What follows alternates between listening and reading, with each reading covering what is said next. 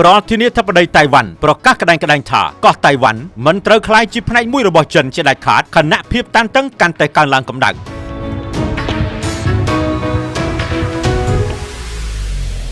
ប្រធានាធិបតីតៃវ៉ាន់លោកឡៃឈីងទ័របានប្រកាសក្តែងកាលពីថ្ងៃអាទិត្យទី19ខែកក្កដាឆ្នាំ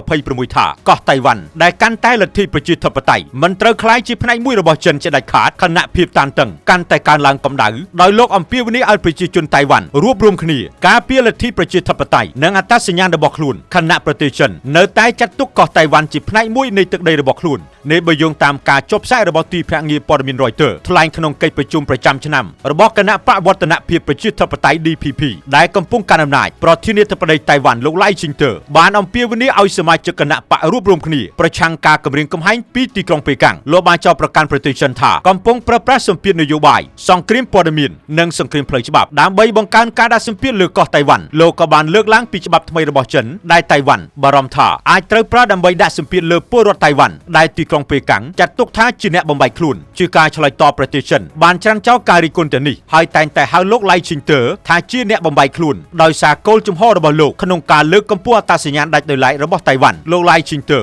បានបញ្ជាក់ថាអនាគតរបស់កោះតៃវ៉ាន់គួរតែសម្រេចដោយប្រជាជនតៃវ៉ាន់ប្រមាណ23លាននាក់ហើយបានអះអាងថាលទ្ធិប្រជាធិបតេយ្យមិនមែនជាចំណុចខ្សោយនោះទេប៉ុន្តែវាជាកម្លាំងដ៏រឹងមាំរបស់កោះតៃវ៉ាន់ការលើកឡើងនេះកើតឡើងខណៈភាពតានតឹងរវាងក្រុងតៃប៉េនិងក្រុងប៉េកាំងនៅតែបន្តកើនឡើងដោយមហាយៈចិនបង្កើនសកម្មភាពយោធាជុំវិញកោះតៃវ៉ាន់ខណៈកោះតៃវ៉ាន់ពង្រឹងសមត្ថភាពការពារនិងទំនាក់ទំនងជាមួយដៃគូអន្តរជាតិខ្ញុំតារាពី RTV TV ភូមិជីវកម្មអាចស្នាក់នៅក៏បានបើករកស៊ីក៏បានទីតាំងល្អស្ថិតនៅជិតស្តុបឫស្សីផ្អែមនិងបរិយាពិភពថ្មីចំការដងមួយផ្លូវធំទូលាយងាយស្រួលធ្វើដំណើរសុវត្ថិភាពនិងបរិយាកាសរស់នៅស្រួលប្រញាប់ទំនាក់ទំនងមកឥឡូវនេះ07